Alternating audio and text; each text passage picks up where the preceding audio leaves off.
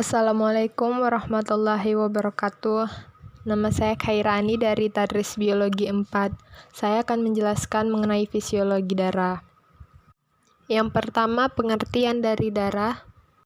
Darah merupakan cairan yang terdiri dari banyak sel bebas yang membawa zat penting yang diperlukan tubuh melalui pembuluh darah.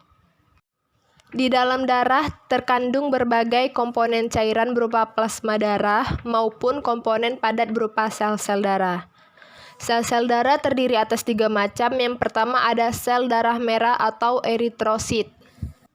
Eritrosit berbentuk pipih dengan bagian tengahnya cekung atau bikonkav dan tidak berinti. Warna eritrosit tergantung pada hemoglobin.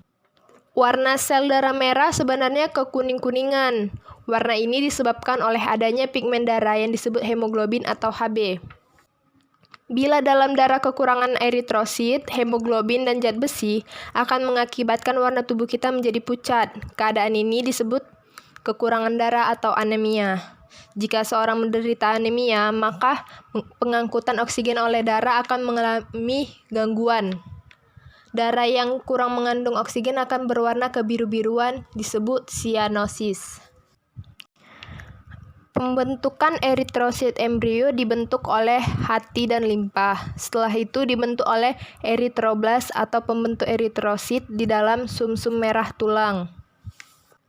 Yang kedua ada sel darah putih atau leukosit.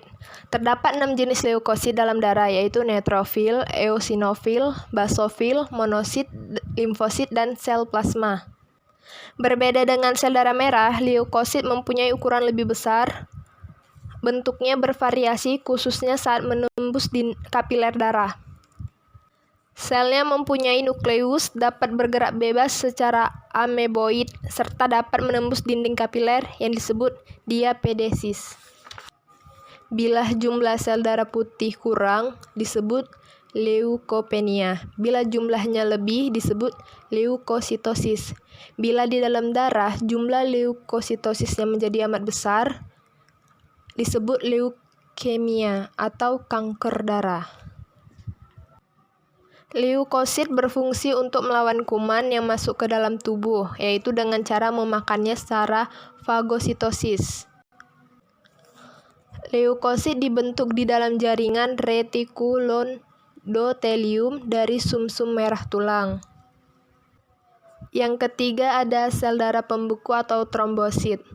Trombosit ini tidak berinti, berukuran lebih kecil dari eritrosit dan leukosit.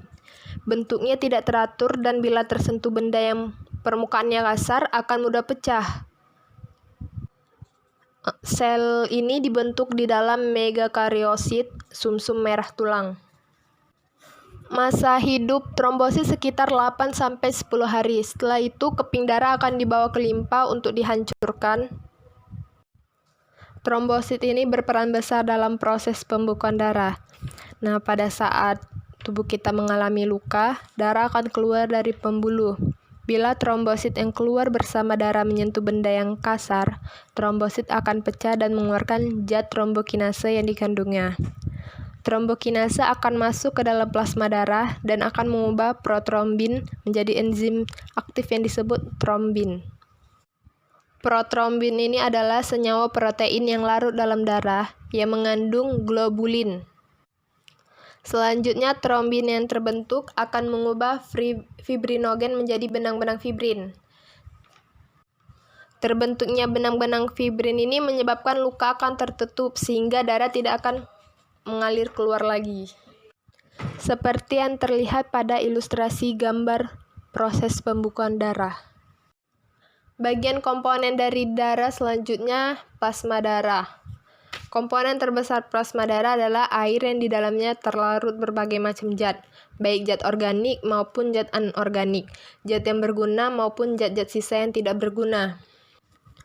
Zat-zat ini antara lain yang pertama zat makan dan mineral, seperti glukosa, asam amino, asam lemak, kolesterol, serta ion garam-garam mineral. Yang kedua, zat-zat yang diproduksi seperti enzim, hormon, dan antibodi. Yang ketiga, protein darah yang tersusun atas beberapa asam amino.